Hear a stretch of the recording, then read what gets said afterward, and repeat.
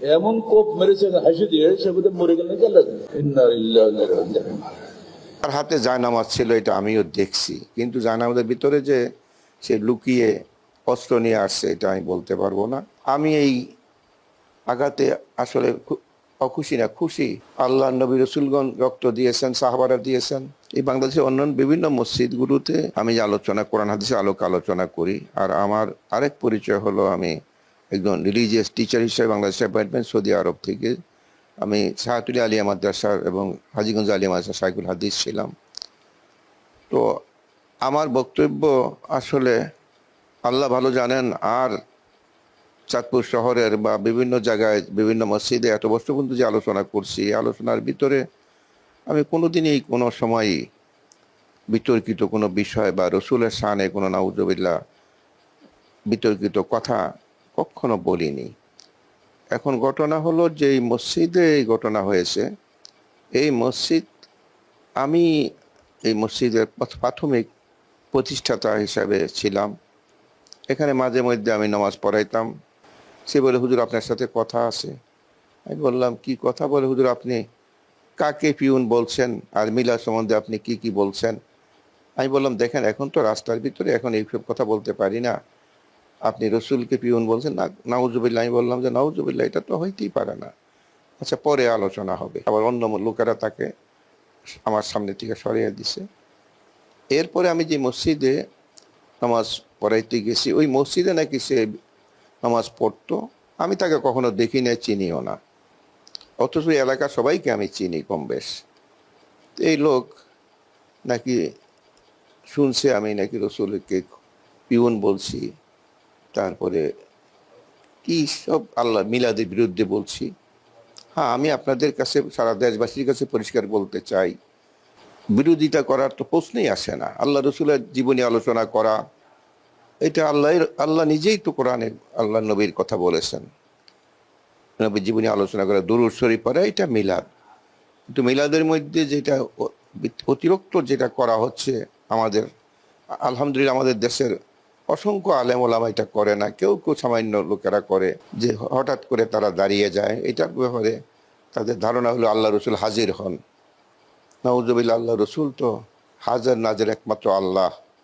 আমি এইসব কথা বলি যে আপনারা মিলাদ পড়েন, আলোচনা করেন, দুরূদ শরীফ পড়েন, সব ঠিক আছে, কিন্তু রসুল হাজির হয় এই আকিদা, এই বিশ্বাস কখনো সঠিক নয়। এইটা এতটুকুই। আর রসুলকে পিউন বলা, নাউজুবিল্লাহ, এই ধরনের কথা কোনো আসেই নেই।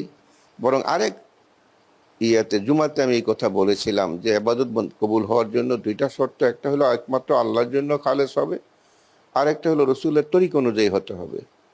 এইটা বুঝাইতে যে আমি বললাম যে দেখেন, এখন আগে আমাদের সমাজে অনেক রকমের বেদাত শুরু হয়েছে। আপনারা কখনো দেখছেন কি, জানাজা হয়ে গেছে, বাস কবরে দিয়ে দিয়েছে। কিন্তু এখন জানাজার পরে আসেন আসেন দোয়া হবে, দোয়া হবে, এই যে একটা করা হয়, এটা বেদাত। কারণ জানাজাটাই দোয়া, আর কবরে যাওয়ার পরে দোয়া হবে। এটা আল্লাহ রসুল বলছেন, তোমরা মৃত ব্যক্তির জন্য দোয়া করো, তাকে কবরে এখনই প্রশ্ন করা হবে।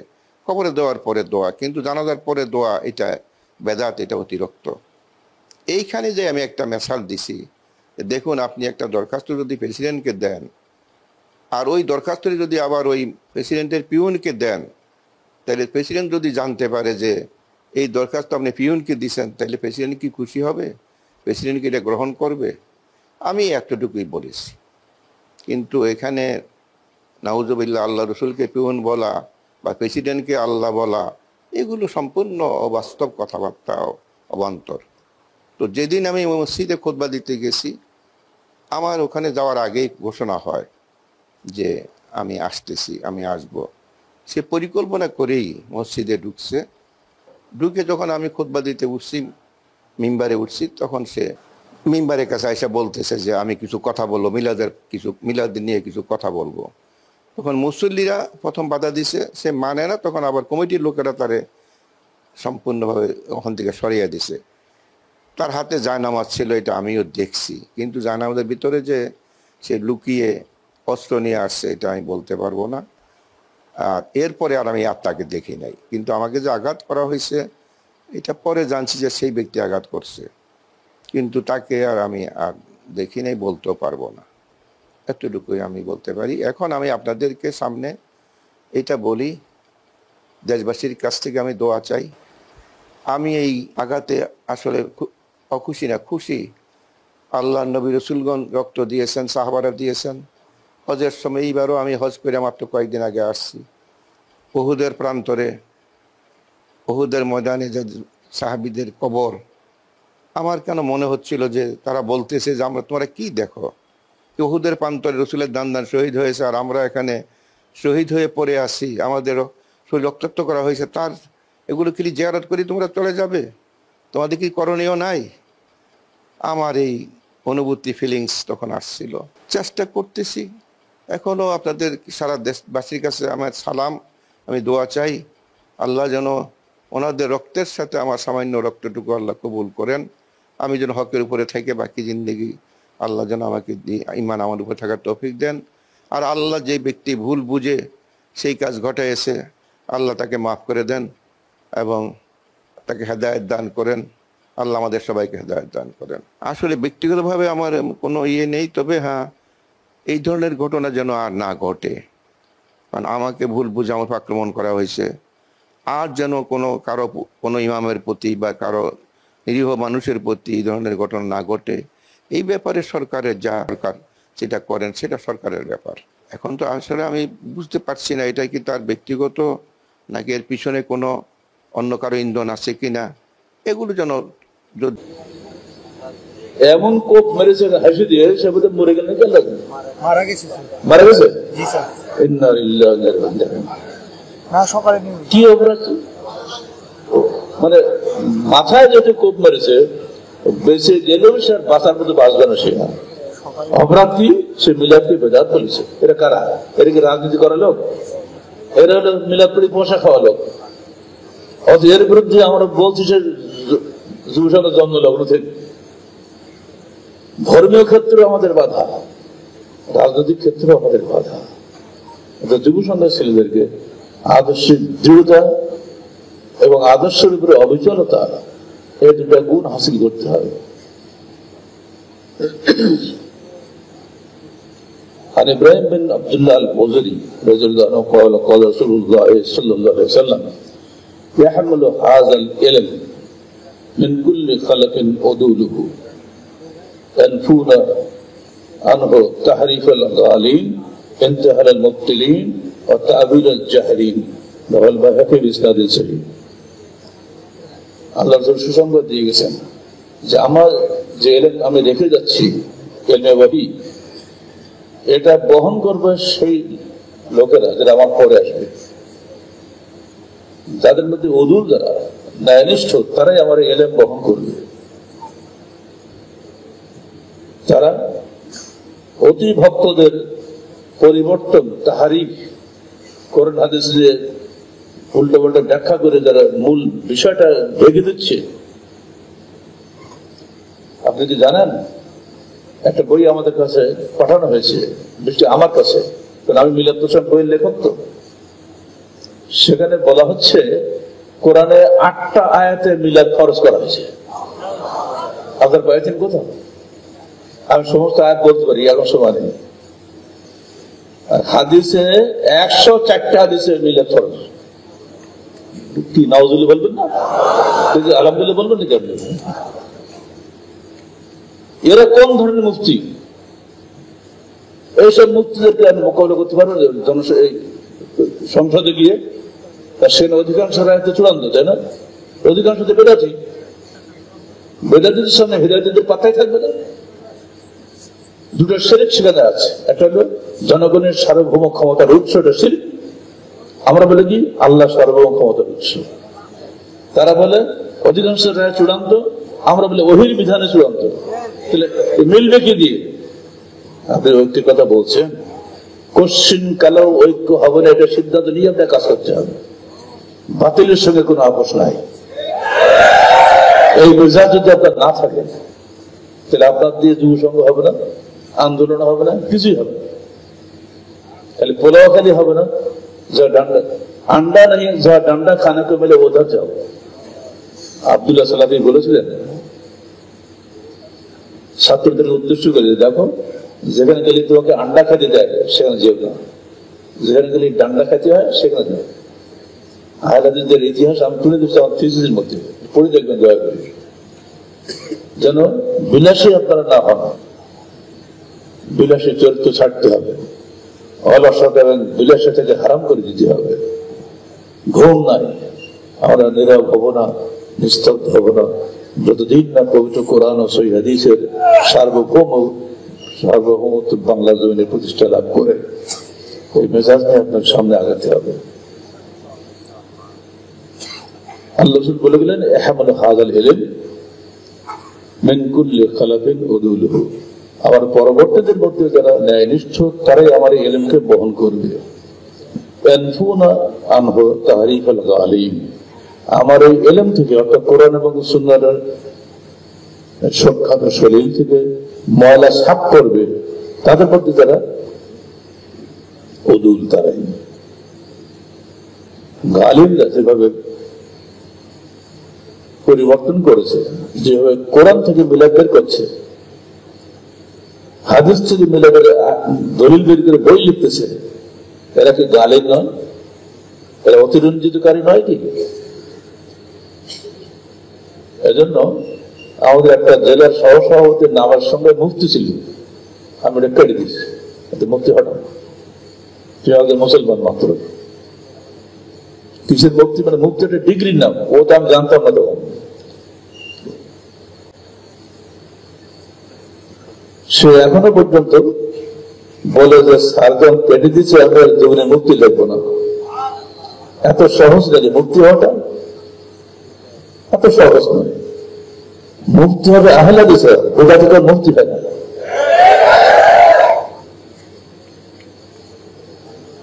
এই যারা বাড়াবাড়ি করে, অতিরঞ্জিত করে কোরআন সুন্নাহ নিয়ে, আল্লাহ রাসূল বলছেন তাদের থেকে আমার এই দিনকে তারা পরিচ্ছন্ন রাখবে।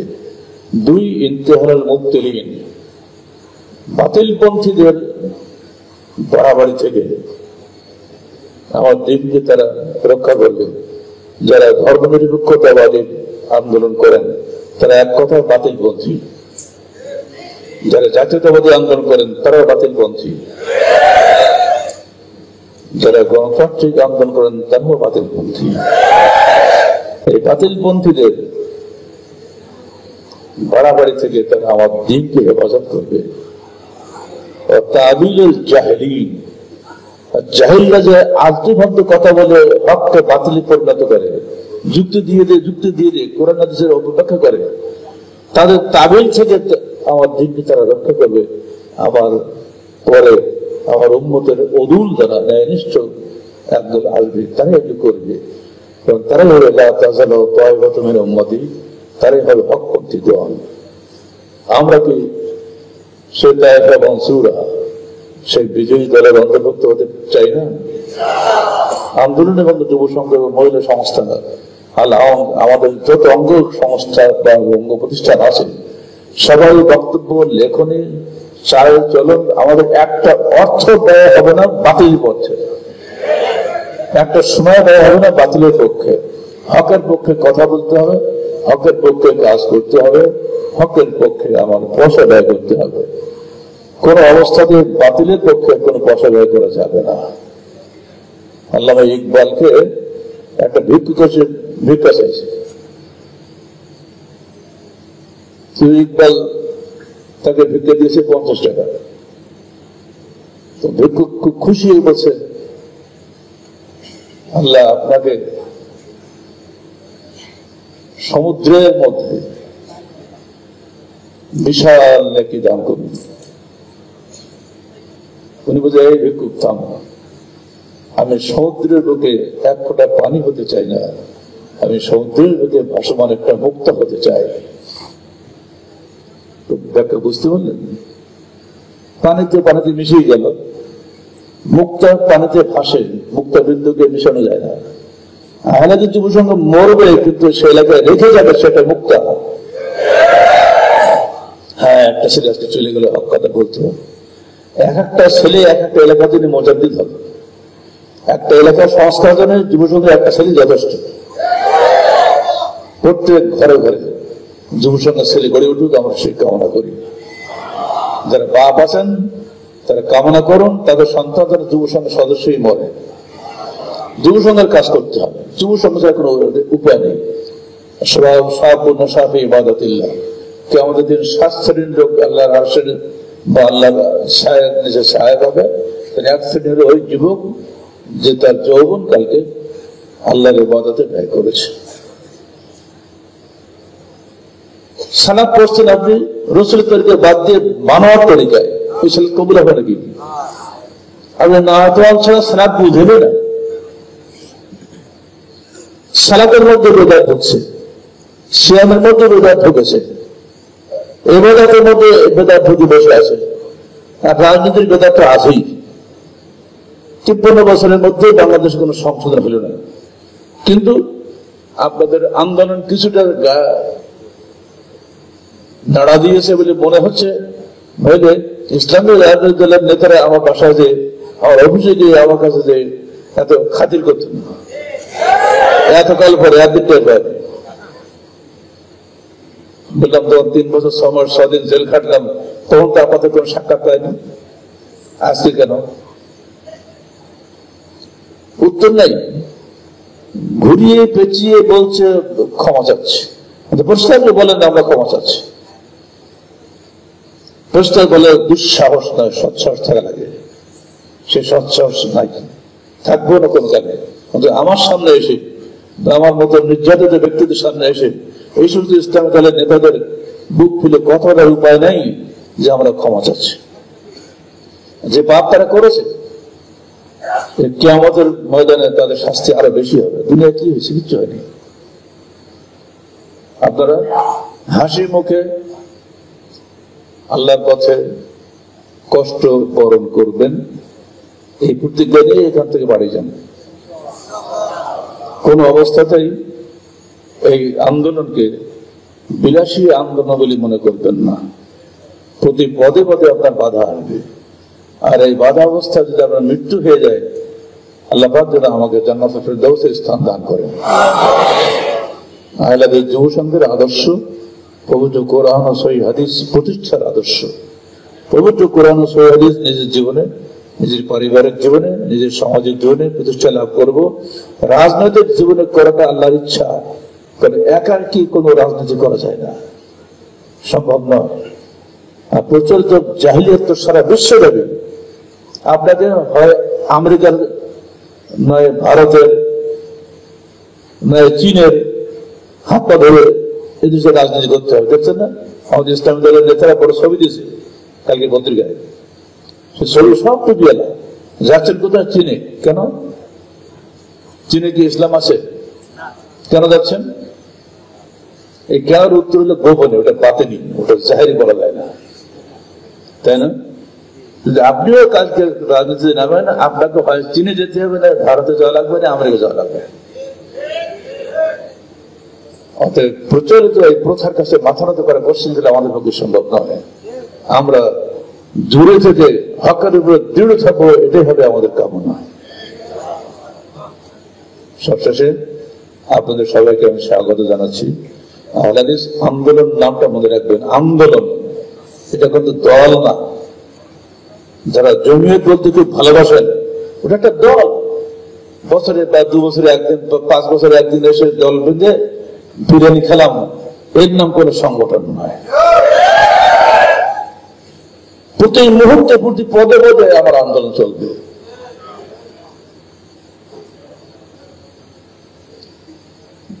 বসে থেকে একসঙ্গে ভাত খাচ্ছি, সেখানে আমার আন্দোলন আছে। ভাই সাবধান, ডান হাতে খান। এমনকি আমার সামনে তো টুপি মাথা দিয়ে আসলে আমি বলে টুপি পাবেন, এই টুপি চলবে না। আর সবুজ টুপি, শিয়া টুপি, কালো টুপি চলবে না। আমার সামনে আসতে মাসে ভয় করে, গেলি সাথে তৈরি ফেলবে। দাঁড়িয়ে রাখছে, কালে আসছে আমার ওখানে প্রায় 5 ইঞ্চি দাড়ি লম্বা। আপনার দাড়ি কাটেন কেন? তো কই লম্বা আছে, লম্বা হলে হবে। ওর মধ্যে একটা মুজহাব আছে। কি স্যার? ওটা হলো মৌদুদি মুজহাব। দাড়ি লম্বা কিন্তু সুন্দর সাইজ করে কাটা। দাড়ি ছড়িয়ে দেবেন, খাওয়া দাওয়া তো কাশি মারবেন না। তো আমার তো কেউ বলেনি, আপনি ছাড়া কেউ বলেন তো সরকার থেকে আর হাত দেব না। বুঝছেন? দাড়ি লম্বা হলেই যে দাড়িওয়ালা আপনি আসেন না, ওর মতো মজাব আছে। হাফ ইঞ্চি দাড়িতে দিয়ে লম্বা খাইছে, কত মুরব্বী এখনো সালাদ পড়া শেখা নেই। অধিকাংশ যুবকের পিছনে লেখা থাকে 30, 12, 22 লেখা থাকে, বড় গেঞ্জি গায়ে আসে মসজিদে। মসজিদ ওদের অর্ধেক মুসল্লি 30-32 সালা, আর তোমার পিঠে লেখা কেন? তাই তো, এতে কি দোষ আছে নাকি? পিছনে মুসল্লি পিছনে কাতার যে থাকে, সে তোমার 30 পড়বে না দোয়া পড়বে? আমি ছেলেদের বলছি এইসব গেঞ্জি একদম বাতিল, তোমরা এগুলো বানাবো না, করবো না। এমনকি গেঞ্জির ইস্তেমার সময় তুমি যে গেঞ্জি বানাও, ফ্যাশন হয়ে গেছে ওটা, ওখানে পিঠে কোনো লেখা চলবে না, বুকে লেখা চলবে, পিঠে না। পিঠে লিখলে পিছনে লোকে পড়বে।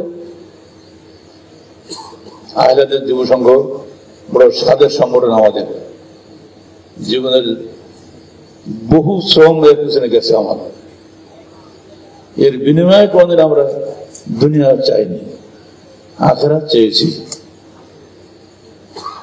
দুনিয়ায় পেয়েছি জেল জুলুম, আখিরাতে আল্লাহ পাক কি দেবেন তিনি জানেন। এখন আমরা পরীক্ষার মধ্যেই আছি, কারণ ইন্নাল আমালু বিল খাওয়াতিম, শেষ ভালো তার সব ভালো। শেষ মুহূর্তে পর্যন্ত যদি আমি কুফরি করি, এই বাতিল আদর্শের সঙ্গে আপোষ করি, আমরা চাই এমন একটি ইসলামী সমাজ যেখানে থাকবে না, বলেন তো,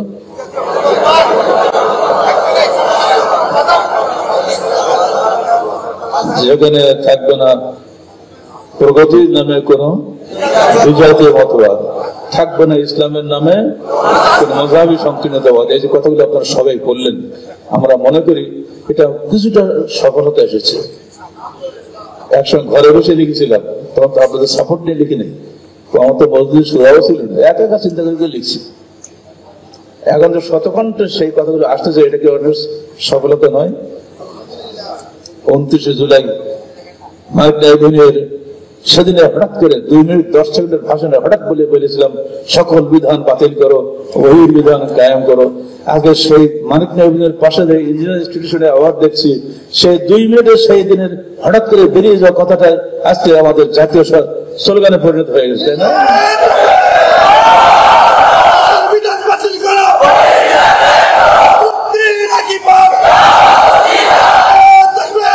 বাংলার জমিনে ঘরে ঘরে যখন এগুলো আসবি, ছোট বাচ্চারা বলবে, বুঝুক না বুঝুক, আপনার ভালো লাগবে না?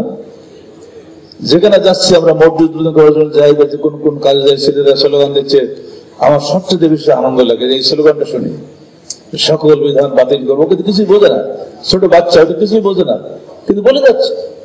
ও বড় হবে, এমএ পাস করবে, বড় অফিসার হবে, ও বলবে ছোটবেলায় এই স্লোগান দিতাম, আমি এর বাইরে যাব না। ও মনে ধাক্কা দিবে না?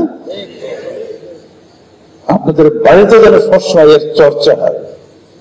মা বোনেরা 2 দিন পরে শ্বশুর বাড়ি যাবে, সেই জন্য অন্তত কিছু না পারুন, আন্দোলন বা যুব সংঘের লক্ষ্য উদ্দেশ্য বলতে পারে, একটু অন্তত মুখস্থ করে দিবেন। সে বাড়ির বউ হোক, তবু রান্না করবে। রাজশাহী চাঁপাইনবাবগঞ্জে 51 ভোটের এমপি ছিল একজন, জানেন? জানেন না? ভুলে দিতে হবে না। 51 ভোটের এমপি বলে পরিচিত ছিলেন। তো তিনি ছেলে বিয়ে দিয়েছেন। লাকিলি আমাদের মহিলা বৈঠকের প্রতি সপ্তাহে আসতো যে মেয়েটি, আমাদের রাজশাহী গভর্নমেন্ট কলেজের অনার্সের ছাত্রী লাকি, তার বিয়ে হয়েছে সেখানে। তো 51 ভোটের এমপি, উনিও কিন্তু ওরা জন্মগত আহলে হাদিস। ও যে ঘরে ঢুকে দেখা যায় আহলে মওদুদির বই ভর্তি করা, বলছে কি আপনি আহলে হাদিস, আপনাদের হানফিতে বই কেন? ও নতুন বউ তো, তখন ওর সাহসের সঙ্গে তার পরিচয় হয় না, কিন্তু আগে এমন খেপা খেপছে, সমস্ত বই টানতে ফেললে আলমারি থেকে, লেখেন আমার সারা বই থাকবে, আমরা এসব বই কেন? আমার যে বইগুলো নিয়ে গেছে জুতার মধ্যে, জুতার প্যাকেটের মধ্যে করে, তখন তো আমার পাশে হামলা, জুতার প্যাকেটে করে ও বই নিয়ে গেছিল, সেই বই শ্বশুরবাড়ি নিয়ে গেছে, সেই সমস্ত বই সব সেট করেছে, বলে এখানে এই সারের বই আগে থাকবে, পিছনে অন্য বই থাকবে, অন্যদের বই আগে থাকতে পারে না। তো উনি বলেছিলেন গালেব সাহেবের ট্রেনিংটা দেখছো? ছোট্ট একটা মেয়ে কিভাবে তেজস্বী, আমার মতো একটা বুড়ো মানুষকে ধমকে দিল। কথা বুঝছেন? যুব সঙ্গে ছেলেদের মধ্যে আমি তেজ দেখতে চাই, শুধু স্লোগান দিয়ে নয়, কাজের মাধ্যমে। আল্লাহ আপনাদের সবাইকে পবিত্র কোরআন আর সহিহ হাদিসের আলোকে জীবন করার জন্য প্রতিজ্ঞাবদ্ধ হওয়ার তৌফিক দান করুন। আমাদের জন্য দোয়া করবেন। আল্লাহ যদি আমাদেরকে আবার কোন সাক্ষাৎ করার সুযোগ দেয়, আগামী রাজশাহীর কর্মী সম্মানে হয়তো দেখা হতে পারে।